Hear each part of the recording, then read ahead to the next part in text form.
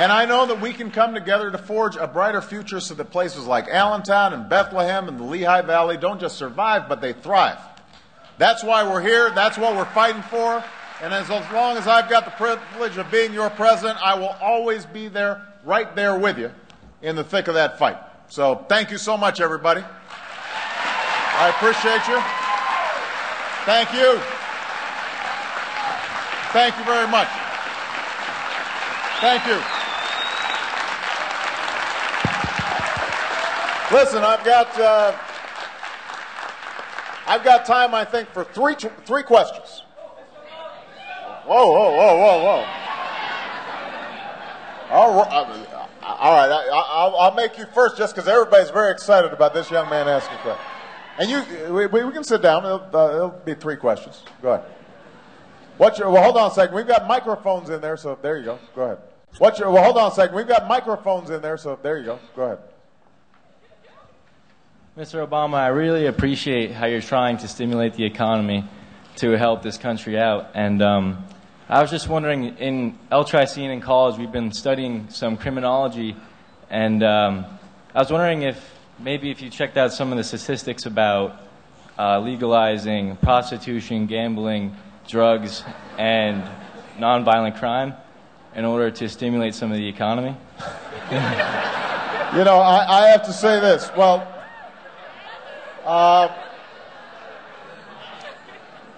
I appreciate the boldness of your question. That will not be my job strategy. But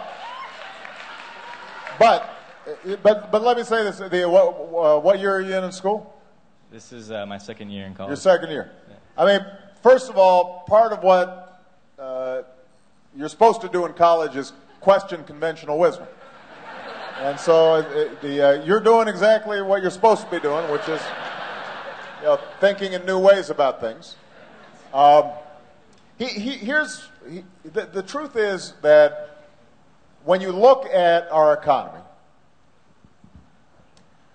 in the same way that we used to be an agricultural country and then we moved to an industrial age, and then we went from an industrial economy into an information economy, that transition means that manufacturing will never be as high of a percentage of our economy as it was back in the 1950s.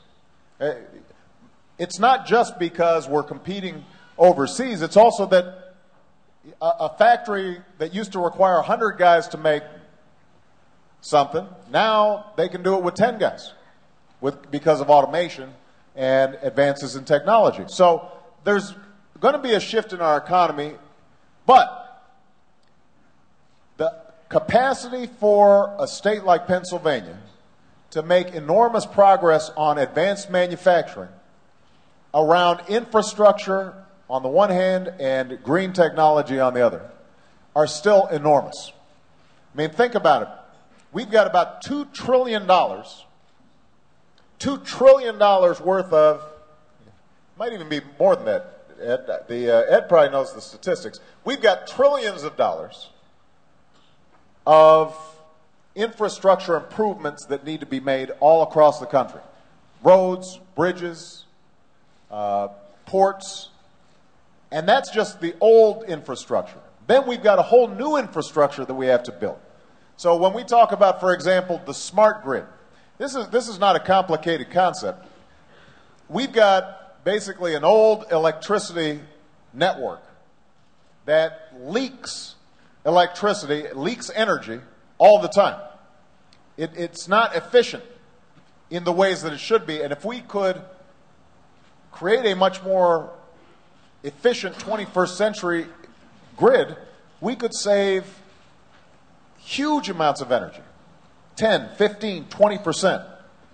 Just becoming more efficient, and that would create a whole bunch of jobs for people who would have to lay down lines and put up new transmitters and all that good stuff. The same is true when it comes to clean energy. There is no reason why we shouldn't have the corner on wind turbine technology, on solar panel technology, In fact, some companies that are doing battery and wind and solar technology benefited from the Recovery Act, and they are now hiring people right here in Pennsylvania to do that work.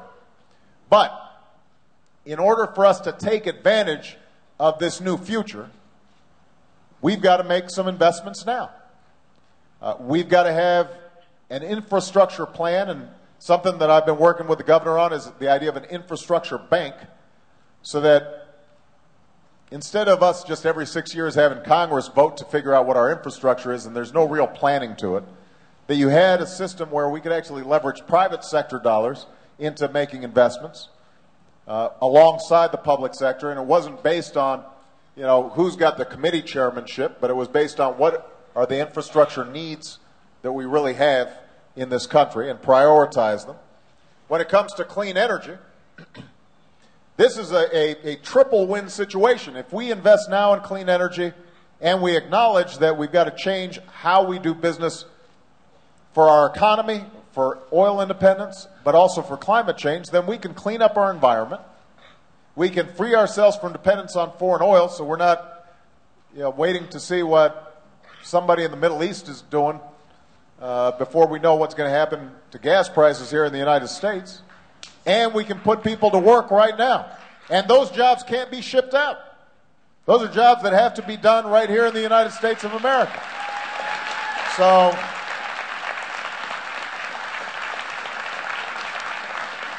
that's the strategy that we're pursuing. There's one last component, two other components I just want to mention. You know, people, first of all, I think I noticed the press yesterday, because we had this jobs forum in the White House. They said, Obama's finally pivoting to jobs. As if what we haven't been doing for the whole 9 months, from the day I was sworn in and we start talking about the recovery, was all about jobs. But, you know, folks' attention spans are short. I understand that. What has happened is a lot of the debate in Washington has been around health care. So people think, well, you know, I guess they must not be working on jobs. No, we've been working on jobs the whole time. Health care is part and parcel with where we need to take our economy. You talk to every small business. How many small business owners are here? There may be a few. Okay, you talk to any of the folks who raise their hands, and you ask them what happened to your premiums over the last year, 2 years, 3 years. They're not just going up 7% or 8%. They're going up 25%, 40%. Now, if you're a small business person, and let's say you've got 5 employees, and you are